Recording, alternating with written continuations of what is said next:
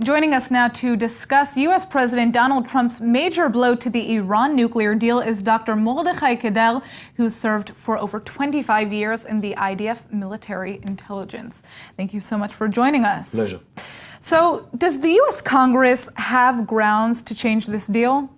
Of course, they have a lot of information about Iran's attempts to acquire materials which definitely show that they are continuing with a military nuclear program.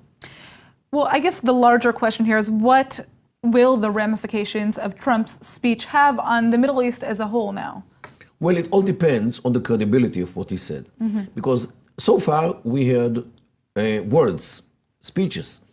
Now, in the Middle East, people look for the actions. What real actions will be taken in sanctions, in all kinds of maybe military actions against Iranian mercenaries, like in Yemen or in Syria or in Iraq, as some kind of a grip which starts to fasten itself around the necks of the Ayatollahs, and at the end of the day, maybe even a hit against Iran in order to show Iran who is here the owner of the place. Well, let's talk a little bit about Iran and Israel. You know, do you think that Iran has now somehow been emboldened to ignore the American threats that it's received and pursue even more violent means towards Israel? I don't think so, because the Iranians, actually the speech of Rouhani expresses fear.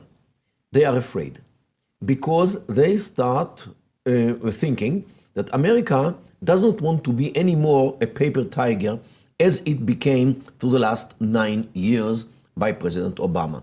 Now they are afraid that America really means business, and they have to act in a way which will not aggravate the Americans too much.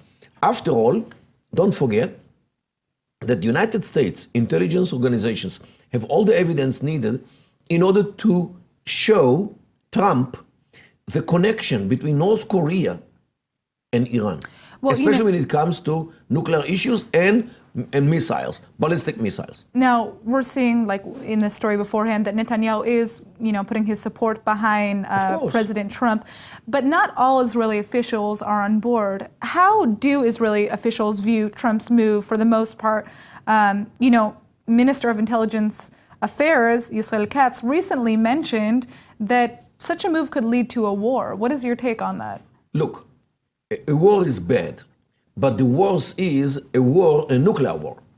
So if it means today entering some kind of a war without nukes in Iran, it is much better than entering a war in 10 years or even less with Iran when Iran has nuclear weapons. So this is why war, although it is a bad thing, yet it might be a good step in the near future rather than a bad step in the far future. Right, but not all Israeli security experts are on board with just eliminating this deal. What do you think, in a very short answer because we're running out of time, is the best move to make in regards to stopping Iran from gaining nuclear power? First of all, sanctions, political sanctions and economic sanctions, and if it doesn't work, yet to hit the facilities of Iran or the nuclear facilities. This is essential. All right, well, thank you so much for joining us, Pleasure. Dr. Kedar.